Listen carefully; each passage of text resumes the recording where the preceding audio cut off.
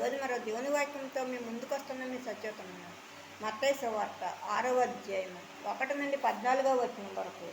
మనుషులకు కనబడవలనని వారి ఎదుట మీ నీతి కార్యము చేయకుండా జాగ్రత్త పడుడి. లేని ఎడల పరలోకమందున మీ తండ్రి యొద్ద మీరు ఫలము పొందరు. కావున నీవు ధర్మం చేయనప్పుడు మనుషుల వలన ఘనతను అందవలనని వేషధారులు సమాజ మందిరములలోనూ వీధులలోనూ చేయులాగున నీ ముందర బోర ఊదింపవద్దు. వారు తమ ఫలము పొంది ఉన్నారని నిత్యముగా మీతో చెప్తున్నాను. నీవైతే ధర్మం చేయనప్పుడు నీ ధర్మము రహస్యముగా ఉండే నిమిత్తము నీ కుడి చేయి చేయనది నీ ఎడమ చేతికి తెలియక ఉండవలను.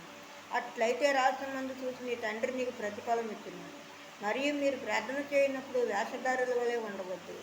మనుషులకు కనపడవలనని సమాజ మందిరములలోనూ వీధుల మూలలలోనూ నిలిచి ప్రార్థన చేయడం వారికి ఇష్టము. వారు తమ ఫలము పొంది ఉన్నారని నిత్యముగా మీతో చెప్తున్నాను. నీవు ప్రార్థన చేయనప్పుడు నీ గదిలోనికి వెళ్ళి తలుపు వేసి రహస్యమందున నీ తండ్రికి ప్రార్థన చేయుము. అప్పుడు రహస్యమందు చూసి నీ తండ్రి నీకు ప్రతిఫలం ఇచ్చును.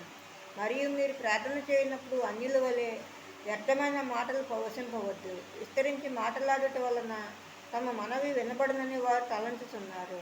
మీరు వారి వలె ఉండకుడి. మీరు మీ తండ్రిని అడగకమునిపే మీకు అక్కరగా ఉన్నవేవో ఆయనకు తెలియను. కాబట్టి మీరు ఎలాగన ప్రార్థన చేయుడి. పరలోకమందున్న మా తండ్రి, నీ నామము పరిశుద్ధపరచబడును గాక. నీ రాజ్యము వచ్చును గాక. నీ చిత్తము పరలోకమందు నెరవేరుతున్నట్లు భూమి యందును నెరవేరును గాక. మా అనుదిన ఆహారం నేడు మాకు దయచేయము. మా ఎడల అపరాధం చేసిన వారిని మేము క్షమించిన ప్రకారము మా అపరాధములను క్షమించుము. మమ్ము శోధనలోకి తేక దుష్టు నుండి తప్పించుము. రాజ్యము, శక్తి, మహిమ నిరంతరము నీవై ఉన్నవి తండ్రి. ఆమేన్. మరో దేవుని వాక్యంతో రేపు మీ ముందు ఉంటాను. అందరికీ శుభరాత్రి.